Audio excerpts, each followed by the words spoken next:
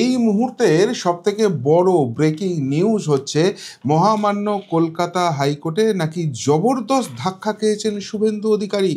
তাকে জাস্টিস রাজা শেখর মান্থা যে রক্ষা কবচ দিয়েছিলেন সেই রক্ষা কবচ অবশেষে প্রত্যাহার হয়ে গেছে। আজকে মহামান্য জাস্টিস জয় সেনগুপ্ত একটা রায় দিয়েছেন এবং সেখানে পরিষ্কারভাবে বলে দেওয়া হয়েছে যে আদি অনন্তকাল ধরে এরকম কোনো ইন্টারিম অর্ডার চলতে পারে না, তাই আপাতত শুভেন্দু অধিকারীর আর রক্ষা কবচ থাকছে না। আর খুব স্বাভাবিকভাবেই এই রায় সামনে আসার পর একবারে উৎফুল্ল হয়ে উঠেছে তৃণমূল শিবির। কেননা এতদিন ধরে শুভেন্দু অধিকারীকে কোনো ভুয়ো মামলায় ফাঁসানো যাচ্ছিল না, তার বিরুদ্ধে এফআইআর করা যাচ্ছিল না, পুলিশ দিয়ে সিআইডি দিয়ে তাকে হেনস্থা করা যাচ্ছিল না, ফলে শুভেন্দু অধিকারী টক বগিয়ে তার রাজনৈতিক গতি বাড়িয়ে চলছিলেন।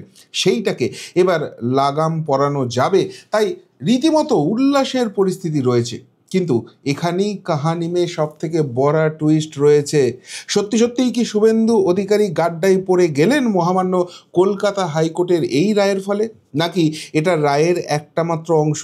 পুরো রায়টা যদি সামনে আসে বা যে ছবিটা সামনে আসছে সেখান থেকে এইটা স্পষ্ট হয়ে যাচ্ছে যে শুভেন্দু অধিকারী তো গাড্ডায় পড়েনি, উল্টে একটা কথাই বলা যেতে পারে এবারই কিন্তু আসল খেলা শুরু হয়ে গেছে। যে রায়, সম্পূর্ণ রায়টা সামনে এসছে তাতে করে বলা যেতেই পারে যে ইতিমধ্যেই মমতা পুলিশের মুখোশটা খুলে গেছে এবং আগামী দিনে আরও বড় যে চক্রান্তের জায়গা রয়েছে সেই জায়গাটাও কিন্তু এক্সপোজ হতে চলেছে। ফলে যারা আশঙ্কিত হয়ে পড়ছেন, যারা উৎফুল্ল হয়ে পড়ছেন শুভেন্দু অধিকারীর রক্ষা কবচ চলে গেছে, এবার এফআইআর করতে আর কলকাতা হাইকোর্টের পারমিশন নিতে হবে না, তাদেরকে একটা কথাই বলা যেতে পারে, ধীরে বৎস ধীরে। এখনই ধাক্কাবুক্কি করার কোনো সময় আসেনি, খেলা এখনও অনেকটা বাকি রয়েছে। একটু ব্যাকগ্রাউন্ডটা আপনাদের বলে দিই। আপনারা জানেন যে শুভেন্দু অধিকারীকে বাগে আনার জন্য তার বিরুদ্ধে একের পর এক রাজনৈতিক উদ্দেশ্য প্রণোদিত এফআইআর করা হচ্ছিল, সিআইডি পুলিশ দিয়ে তাকে হেনস্থা করার চেষ্টা করা হচ্ছিল এবং সেই সংখ্যাটা যখন মাত্রাতিরিক্ত হয়ে পড়ে তখন শুভেন্দু অধিকারী, মাননীয় বিরোধী দলনেতা, তিনি মহামান্য কলকাতা হাইকোর্টের শরণাপন্ন হন। সেই এফআইআরগুলোর উপর ইমিডিয়েটলি তো স্টে দিয়ে দেওয়া হয় এবং তার পাশাপাশি একটা রক্ষা কবচ দেওয়া হয় শুভেন্দু অধিকারীকে, যেটা নিয়ে তৃণমূল কংগ্রেসের তীব্র আপত্তি ছিল। সেই রক্ষা কবচে কি বলা হয় যে শুভেন্দু অধিকারী যদি সত্যিই কোনো অপরাধ করে থাকেন, তার বিরুদ্ধে যদি কোনো তদন্ত করার মতো কোনো জায়গা তৈরি হয়, তাহলে আগে মহামান্য কলকাতা হাইকোর্টের সামনে কলকাতা পুলিশ বা ওয়েস্ট বেঙ্গল পুলিশকে আসতে হবে, সেই সমস্ত তথ্য প্রমাণ সামনে দিতে হবে এবং তারপর মহামান্য কলকাতা হাইকোর্টের পারমিশন মিললে তবেই শুভেন্দু অধিকারীর বিরুদ্ধে এফআইআর করা যাবে। অর্থাৎ সোজা কথায় পুলিশ যে কাজটা করছে বা পুলিশকে দিয়ে যে কাজটা করানো হচ্ছে তার মধ্যে রীতিমতো কিন্তু সন্দেহের পরিবেশ আছে, এমনটাই মহামান্য কলকাতা হাইকোর্ট কিন্তু বুঝতে পেরে গেছে। আর ব্যাস, এখানেই গাড্ডায় পড়ে গেছে মমতা প্রশাসন, এখানেই গাড্ডায় পড়ে গেছে মমতা পুলিশ। আর কিছুতেই শুভেন্দু অধিকারীকে ফাঁসানো যাবে না। কেননা এই যে এফআইআরগুলো হয়, এমনকি আমাদের বিরুদ্ধেও যে এফআইআরগুলো হয়, সেগুলো যে রাজনৈতিক উদ্দেশ্য প্রণোদিত, বারবার মহামান্য কলকাতা হাইকোর্টের সামনে সেটা প্রমাণিত হয়ে গেছে। তাই আগে মহামান্য কলকাতা হাইকোর্টকে যদি প্রমাণ দিতে হয় একটা এফআইআরও যে করা যাবে না, সেইটা এরা খুব ভালো করেই বুঝে গিয়েছিল। আর সেই জন্য এই যে রক্ষা কবচটা রয়েছে, এই যে ইন্টারিম অর্ডারটা রয়েছে, যেটা মহামান্য জাস্টিস রাজা শেখর মান্থা দিয়েছিলেন, সেটাকে তোলার জন্য উঠে পড়ে লেগেছিল নবান্ন প্রশাসন। কখনো ডিভিশন বেঞ্চে যাওয়া হয়েছে, কখনো সুপ্রিম কোর্টে যাওয়া হয়েছে, কিন্তু কোথাও গিয়ে চিড়ে ভেজেনি। ফাইনালি যে 19টা এফআইআর নিয়ে এই মামলাটা এবং রক্ষা কবচ দেওয়া ছিল, সেই জায়গাটার যে শুনানি ছিল সেটা সম্পূর্ণ হয়েছিল, রায় মুলতবি ছিল। আজকে সেই রায়টা দিয়ে দিলেন মহামান্য জাস্টিস জয় সেনগুপ্ত এবং সেখানে মিডিয়ার যেটা হেডলাইন, আদালতে অস্বস্তি বাড়ল শুভেন্দু অধিকারীর রক্ষা কবচ প্রত্যাহার হাইকোর্টের। খুব স্বাভাবিকভাবেই যে রক্ষা কবচটা ছিল সেটা উঠে গেছে, এখন পুলিশে হেনস্থা হবে, ফলে অস্বস্তি বাড়ল, এটাই তো স্বাভাবিক দৃষ্টিতে মনে পড়ে। কিন্তু না, সেই জায়গাটা নয়। এখানেই বলছি যে কাহানিতে টুইস্ট আছে এবং এই যে রায়টা দিয়েছেন সেটার জন্য মহামান্য জাস্টিস জয় সেনগুপ্ত তিনি কিন্তু একদম সঠিক আইনি পথেই রয়েছেন। তিনি পরিষ্কারভাবে বলে দিয়েছেন কোনো অন্তর্বর্তী নির্দেশ অনন্তকাল চলতে পারে না। একদম অবভিয়াস ম্যাটার। এখানে যে মামলাটি হয়েছিল, যতক্ষণ পর্যন্ত না সেটার ফয়সালা হচ্ছে ততদিন পর্যন্ত জাস্টিস রাজা শেখর মান্থা যে রায় দিয়েছিলেন সেটার মধ্যে যে জাস্টিফিকেশন ছিল সেটা ডিভিশন বেঞ্চ থেকে সুপ্রিম কোর্ট সকলেই বুঝেছে, ফলে সেই যে রায়টা ছিল জাস্টিস রাজাশেখর মান্তার সেটাকে তুলে দেওয়া হয়নি। কিন্তু সেটা তো অন্তর্বর্তী রায়, অর্থাৎ মামলার ফয়সালাটা হয়নি বলে এখন মামলা যেহেতু ফয়সালা হয়ে যাচ্ছে সেই রায়টা তিনি দিচ্ছেন, তাহলে সেই যে অন্তর্বর্তী নির্দেশ আছে সেটা আর কন্টিনিউ করার কোনো জায়গা নেই, সেটাকে তুলে দেওয়াই ভালো। সেই জায়গাটাই করেছেন মহামান্য জাস্টিস জয় সেনগুপ্ত, এবং এর মধ্যে কোনো রকম কোনো জায়গা নেই। কিন্তু এরপর রায়ের যে বাকি অংশটা, অর্থাৎ এখনও অবধি যদি দেখা যায় শুভেন্দু অধিকারী গাড্ডায় পড়েছেন, তার অস্বস্তি বেড়েছে, তৃণমূল কংগ্রেস উল্লসিত হচ্ছে, পুলিশের জিভ লগলগ করছে, এবার শুভেন্দু অধিকারীকে ফাঁসানো যাবে।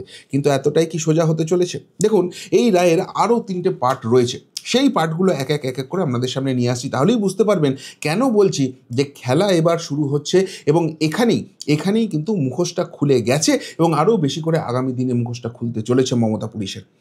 1 নম্বর যে জায়গাটা, সেখানে এই রায়ের সেকেন্ড পার্টে যেটা বলা হয়েছে যে এই যে অর্ডারটা তুলে নেওয়া হলো, ইন্টারিম অর্ডারটা যেটা দেওয়া ছিল, যে রক্ষা কবচটা দেওয়া ছিল শুভেন্দু অধিকারীকে, সেটা যে মহামান্য হাইকোর্ট তুলে নিল, সেটার বিরুদ্ধে যদি শুভেন্দু অধিকারীর কোনো বক্তব্য থাকে সেটা আগামী সোমবারের মধ্যে তিনি আদালতকে জানাতে পারেন। এবং আদালত যেহেতু এই রাস্তাটা খুলে রেখে দিলেন, তাহলে শুভেন্দু অধিকারী যদি সেই জাস্টিফিকেশান দিতে পারেন, আগামী দিনে তার যে রক্ষা কবচটা দেওয়া হয়েছিল, যেটা আপাতত তুলে নেওয়া হলো, সেটা যে কন্টিনিউ হবে না সেই জায়গাটা নিশ্চয়তা কিছু নেই। অর্থাৎ শুভেন্দু অধিকারী যদি জাস্টিফিকেশান দিতে পারেন যে তাকে রাজনৈতিকভাবে হ্যারাস করা হচ্ছে, রাজনৈতিক উদ্দেশ্য প্রণোদিতভাবে তার বিরুদ্ধে এফআইআর করা হচ্ছে, এবং যে ভাবনাটা মহামান্য কলকাতা হাইকোর্ট দেখিয়েছিলেন যে শুভেন্দু অধিকারী যদি অন্যায় করেন অবশ্যই তার বিরুদ্ধে এফআইআর করা যাবে, তার বিরুদ্ধে তদন্ত করা যাবে, কিন্তু আগে মহামান্য হাইকোর্টকে জানাতে হবে, সেই জায়গাটা কেন কন্টিনিউ করা হবে না, এই জাস্টিফিকেশান শুভেন্দু অধিকারী দিলে সেটা কিন্তু কন্টিনিউ হওয়ার জায়গা থাকছে। অর্থাৎ এখনই তৃণমূলের উল্লসিত হওয়ার খুব একটা জায়গা নেই।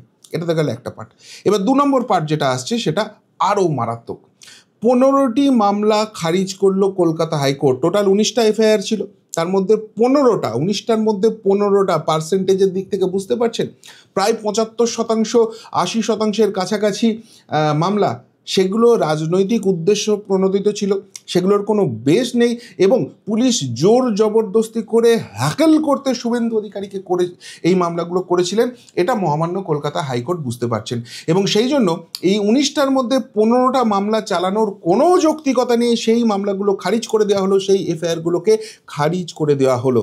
তাহলে একটা পুলিশ, তাদের যদি 75-80% মামলা ভুয়ো হয় এবং সেটা একজন পার্টিকুলার ব্যক্তির বিরুদ্ধে, এটা আগামী দিনে যে কোনো মামলার ক্ষেত্রে শুভেন্দু অধিকারীর কাছে কিন্তু একটা বড় অস্ত্র হয়ে থাকবে। এবং শুধুমাত্র শুভেন্দু অধিকারী নয়, এই পুলিশ রাজনৈতিকভাবে না পেরে, রাজনৈতিকভাবে ব্যবহৃত হয়ে যাদের কণ্ঠরোধের চেষ্টা করছেন, তাদের প্রত্যেকের ক্ষেত্রে কিন্তু এই রায়টা একটা মাইলস্টোন রায় হয়ে থাকলো, মাইলস্টোন ভার্ডিক্ট হয়ে থাকলো, যে এই পুলিশ তারা সৎভাবে বোধহয় কাজ করতে পারছে না।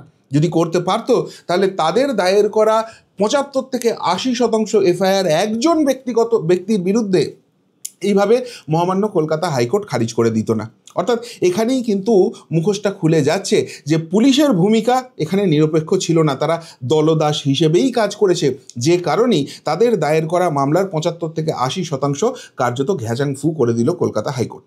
এবার 3 নম্বর পয়েন্ট যেটা আরও গুরুত্বপূর্ণ, সেটা হচ্ছে যে 15টা মামলা তো খারিজ হয়ে গেছে, কিন্তু বাকি 4টি মামলার ক্ষেত্রে কি হবে? মানিকতলা, নন্দীগ্রাম সহ মোট 4টি মামলার তদন্তে যুগ্ম এসআইটি গঠন। কি যুগ্ম এসআইটি সেটা আরেকটু ব্যাখ্যা করে দিচ্ছি।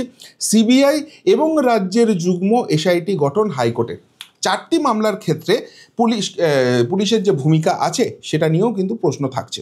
আর সেই জন্য এখানে পরিষ্কারভাবে বলা হচ্ছে যে এই মামলাগুলো আপাতত খারিজ করছে না, পুলিশ তদন্ত করে দেখতে পারে, কিন্তু পুলিশের একার উপর আর ভরসা আদালত রাখতে পারছে না। সেই জন্য সিবিআই আধিকারিকদেরও এর সঙ্গে ইনভলভ করতে হবে। অর্থাৎ পশ্চিমবঙ্গ পুলিশ, কলকাতা পুলিশ থেকে সুপার লেভেলের যারা রয়েছেন তাদের কয়েকজনের একটা টিম তৈরি হবে, এবং সিবিআইয়ের তরফ থেকেও এরকম একটা টিম তৈরি হবে, এবং এই দুটো টিম মার্জ করা হবে, এবং সেখানেই ওই স্পেশাল ইনভেস্টিগেশন টিমটা তৈরি হবে, যারা আগামী দিনে তদন্ত করে দেখবে যে এই মামলাগুলোই সত্যিই শুভেন্দু অধিকারী দোষ করেছেন কিনা, তার দোষ রয়েছে কিনা, এবং তারপর সেটা আদালতের সামনে পেশ করা হবে। আর এইখানেই আসছে সবথেকে বড় টুইস্টটা। দেখুন, এই মামলাগুলো যখন হয়েছিল তখন শুভেন্দু অধিকারী যে আবেদনটা মহামান্য কলকাতা হাইকোর্টের সামনে রেখেছিলেন, সেখানে তার কাছে দুটো অ্যাপিল ছিল। হয় এই মামলাগুলো খারিজ করা হোক, কেননা রাজনৈতিক উদ্দেশ্য প্রণোদিতভাবে তাকে বেঁধে ফেলার জন্যই এই মামলাগুলো করা হচ্ছে, এগুলোর কোনো সারবত্তা নেই। আর যদি সত্যি সত্যিই এই মামলাগুলোকে কন্টিনিউ করতে দেওয়া হয়, তাহলে তিনি সিবিআই তদন্তের দাবি করছেন। এখন সিবিআই ঢুকলে সিবিআইকে নিয়ে আমাদের খুব একটা আশা ভরসা নেই। আপনারা অনেকেই সেই জায়গায় বলবেন, দূর ও তো সব সেটিং হয়ে যাবে। আমি ওই প্রসঙ্গে যাচ্ছি না, কিন্তু শুভেন্দু অধিকারী নিজে সিবিআই তদন্ত চাইছেন, মানে তার সিবিআইয়ের উপর আস্থা আছে এবং এই পুলিশ যে কাজটা করছে সেটা সঠিকভাবে করছে না, এই জায়গাটা তিনি প্রশ্ন তুলছিলেন। মহামান্য আদালত কিন্তু সেটার সঙ্গেও স্যাটিসফাই হলেন এবং সেটার সঙ্গেও সহমত পোষণ করলেন এবং সিবিআই টিমকে এখানে ইনভলভ হতে বললেন। আর সিবিআই এখানে ঢোকা মানে, যদি সত্যি সত্যিই সিবিআই তদন্তটা করে, তাহলে পুলিশের ভূমিকা কী ছিল, কোথা থেকে ইনস্ট্রাকশনে তারা এই কাজটা করেছে, সত্যিই এখানে তদন্তের কোনো মেটেরিয়াল আছে কি না, সত্যিই শুভেন্দু অধিকারী এখানে কোনো রকম কোনো দোষ রয়েছে কি না, নাকি শুভেন্দু অধিকারীকে বেঁধে ফেলার জন্য এই কাজটা করা হচ্ছে, রাজনৈতিকভাবে কোনো জায়গা থেকে মদত আসছে, নির্দেশ আসছে এবং সেই অঙ্গুলি হেলনেই পুলিশ নাচছে, সেই জায়গাটাও কিন্তু সামনে চলে আসতে পারে। অর্থাৎ এখানে যে পুলিশের ভূমিকা নিয়ে একটা সন্দেহ প্রকাশ শুভেন্দু অধিকারী করছেন, সেই সন্দেহের জায়গাটা আদালতও এখানে স্যাটিসফাই হচ্ছে, সহমত পোষণ করছে এবং সিবিআইকে কার্যত দায়িত্ব দেওয়া হচ্ছে যে তোমরা এই পুলিশের সঙ্গে কাজ করো, কাজ করে বোঝো যে পুলিশ সত্যি সত্যি তদন্ত করছে নাকি তদন্তের নামে তারা দলদাসগিরি করছে, সেই জায়গাটা তোলার চেষ্টা করছে। আর সত্যিই যদি সেই জায়গাটা আগামী দিনে এস্টাবলিশ হয়ে যায়, তাহলে কি আর মুখ দেখানোর জায়গা থাকবে? মুখ দেখানোর কথা ছেড়ে দিন, প্রশাসনিকভাবে, রাজনৈতিকভাবে এবং এই সামগ্রিক যে জায়গাটা রয়েছে, সেই জায়গায় কলকাতা পুলিশ বা পশ্চিমবঙ্গ পুলিশেরও কি হাত পা বাঁধার মতো জায়গায় মহামান্য আদালতের সামনে পরিস্থিতি তৈরি হয়ে যাবে না? সেই জায়গাটাও কিন্তু প্রশ্ন থেকে যাচ্ছে। ফলে স্বাভাবিকভাবেই রায়ের প্রথম অংশ রক্ষা কবচ উঠে গেছে শুভেন্দু অধিকারীর। এই কথা ভেবে যারা শুভেন্দুপন্থী তারা হয়তো আতঙ্কিত হয়ে পড়ছেন, যারা শুভেন্দুকে সহ্য করতে পারেন না তারা উল্লসিত হয়ে পড়ছেন। আমি দুজনকেই বলবো যে কারোরই কোনো জায়গাটা ভাবার দরকার নেই। এই রায়ের দ্বিতীয় অংশ যে জায়গাটা মিডিয়া সামনে নিয়ে আসছে না বা এলেও সেটাকে কার্যত সাপ্রেস করে যাচ্ছে, সেটাকে ইগনোর করছে, সেটাকে খুব তুচ্ছ ঘটনা বলে দেখাচ্ছে, সেটার মধ্যেই কিন্তু এই রায়ের আসল সারবত্তা লুকিয়ে রয়েছে এবং সেই জায়গা থেকেই গাড্ডায় পড়তে পারে মমতা পুলিশ এবং প্রশাসন এবং সেই জায়গাটার পরিস্থিতি পুরোপুরি তৈরি হয়ে যাচ্ছে। কি বলবেন মহামান্য কলকাতা হাইকোর্টের মহামান্য বিচারপতি জয় সেনগুপ্তর এই ঐতিহাসিক রায় নিয়ে? সত্যি সত্যিই শুভেন্দু অধিকারী গাড্ডায় পড়ে গেলেন, নাকি গাড্ডাটা খোঁড়া হয়ে গেল এই মমতা প্রশাসনের জন্য, এই মমতা পুলিশের জন্য? উত্তরটা অবশ্যই কমেন্ট বক্সে কমেন্ট করে জানাবেন।